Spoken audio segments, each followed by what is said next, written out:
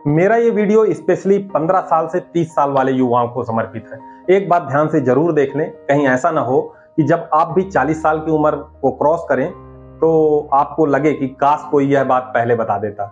इस वीडियो के अंत में आप मुझे बताएंगे कि 50 से 60 साल की उम्र में आप एक बड़ी कार, 1 करोड़ का बैंक बैलेंस और 17 तरीके की बीमारियों के साथ जीना पसंद करेंगे या कुछ अभाव में भी बढ़िया जीवन जीना चाहेंगे। एक व्यक्ति 35 साल की उम्र तक लगभग सामान्य जीवन यापन कर रहा होता है, फिर एकाएक उसके जीवन में बीमारियों की एक भीड़ सी आ जाती है। कभी वह किडनी स्टोन का इलाज कराता है, कभी गॉल ब्लैडर का, कभी फैटी लीवर का, कभी उसकी सीआरपी बढ़ती है, कभी उसको माइग्रेन की समस्या आती है, कभी उसको यूरिनरी इन्फेक्शन होता है, कभी ऑस्टियोपोरोसिस होता है, कभी ब्लड शुगर बढ़ता है, कभी आईसाइट की समस्या आती है, फिर नींद अच्छे से नहीं आती, दिन भर शरीर में सुस्ती बनी रहती है। इंसान एक के बाद एक सबका इलाज कराते रहता है, पर कभी यह नहीं सोचता कि आखिर यह सब क्यों हो रहा है। आपने जरूर सुना होगा कि हमें प्रतिदिन कसरत करना चाहिए। कसरत करने से हम स्वस्थ और तंदुरुस्त रहते हैं, वजन नियंत्रित रहता है, शरीर में ऊर्जा का संचार होता है और आप खुद को तरोताजा महसूस करते हैं। मानसिक स्वास्थ्य सही रहता है और आपको नींद भी अच्छी आती है। अब अगर आपको सब कुछ को इन सब बातों को मिला जुला कर कहें तो आप स्वस्थ रहते हैं और लंबी उम्र होती है। पर मैं तो इन सब मुद्दों की बात ही नहीं कर रहा। मैं जो लाभ आपको बताने जा रहा हूँ वह सब इन लाभों से अलग है, या कहें इन सब लाभों की जननी है। ज्यादातर समझ में नहीं आता कि यह सब हमारे जीवन में घटित होते रहता है, पर हम उन चीजों को समझ नहीं पाते। चलिए हम शुरू करते हैं। हमारे शरीर में मुख्य रूप से 2 तरह की प्रक्रियाएं होती हैं जिनको बायोलॉजिकल प्रोसेस कहते हैं। एक है कैटाबॉलिज्म और दूसरी है एनाबॉलिज्म। इन दोनों को मिलाकर हम मेटाबॉलिज्म कहते हैं, जो शरीर में होने वाली सभी रासायनिक प्रक्रियाओं का समूह है। पहला है कैटाबॉलिज्म। यह वह प्रक्रिया होती है जिसमें बड़े और जटिल अणुओं को तोड़कर छोटे अणु बनाए जाते हैं। कैटाबॉलिज्म प्रक्रियाओं का मुख्य उद्देश्य होता है शरीर में ऊर्जा उत्पन्न करना, अपशिष्ट पदार्थों को बाहर निकालना। उदाहरण के तौर पर जैसे ग्लूकोज का टूटकर ऊर्जा में बदलना या वसा का विघटन, प्रोटीन का टूटना इत्यादि। एनाबॉलिज्म क्या होता है कि यह प्रक्रिया छोटे अणु आपस में मिलकर जटिल या बड़े अणु बनाते हैं। इनका उद्देश्य नई कोशिकाओं, ऊतकों का निर्माण करना या मरम्मत करना होता है। उदाहरण के तौर पर प्रोटीन सिंथेसिस, डीएनए संश्लेषण या मांसपेशियों का विकास। यह हमारे एनाबॉलिज्म का पार्ट हुआ।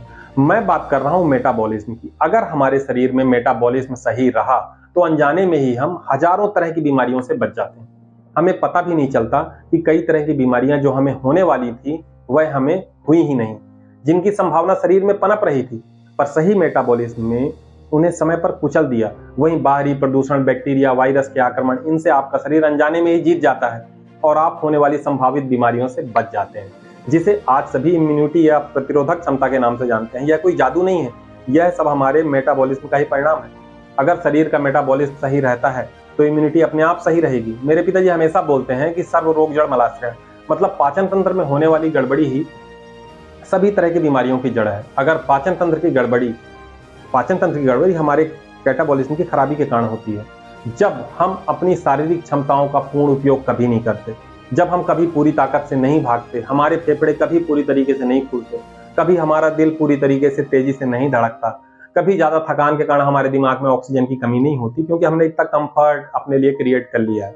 लंबे अंतराल के बाद यह सब भी आलसी हो जाते हैं और अपनी क्षमताओं को पूरी तरीके से उपयोग करना भूल चुके होते हैं। पर किसी दिन जब इन पर लोड पड़ता है तो यह उसे बर्दाश्त नहीं कर पाते।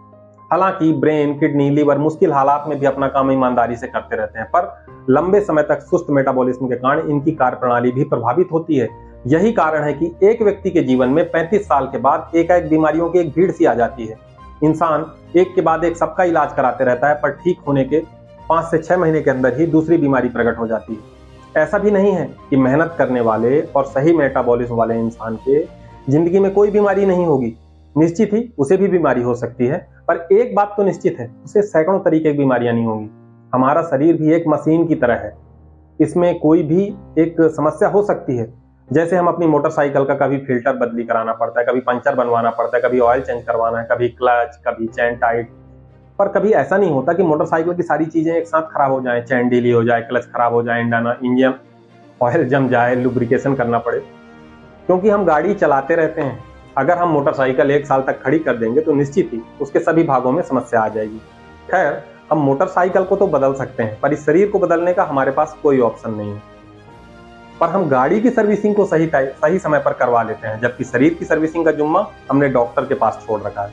जबकि हमें यह पता होना चाहिए कि डॉक्टर सर्विसिंग नहीं करता, डॉक्टर सिर्फ लीपापोती करता है या डॉक्टर पंचर जोड़ता है। शरीर के पार्ट्स बदली करने की नौबत में नए पार्ट्स तो मिलते नहीं है, सेकंड हैंड पार्ट्स ही लेने पड़ते हैं, और उसे भी शरीर पूरी तरीके से स्वीकार करेगा या नहीं, यह शरीर की मर्जी होती है। किंतु आप अपना मेटाबॉलिज्म सही रखें तो इस बात की गारंटी है कि आप कई तरीके की समस्याओं से बच सकते हैं। इसके लिए हमें प्रतिदिन कम से कम 40 मिनट कसरत करने की आवश्यकता होती है। प्रतिदिन ना सही तो सप्ताह में 5 दिन जरूर। मेटाबॉलिज्म सही होने पर आपको नींद सही आती है, समय पर तेज भूख लगती है, समय पर पेट अच्छी तरीके से साफ हो जाता है, और अगर यह 3 चीजें सही रहती हैं तो शरीर के सारे वाइटल ऑर्गन्स अपने आप ही सही रहेंगे। ज्यादातर युवा सोचते हैं कि हमें तो कुछ अभी हो नहीं रहा, क्यों मेहनत करते हैं, अभी पढ़ाई लिखाई में ध्यान देते हैं, नौकरी चाकरी लग जाएगी फिर मेटाबॉलिज्म खराब होगा तो सोचेंगे। ऐसा नहीं होता।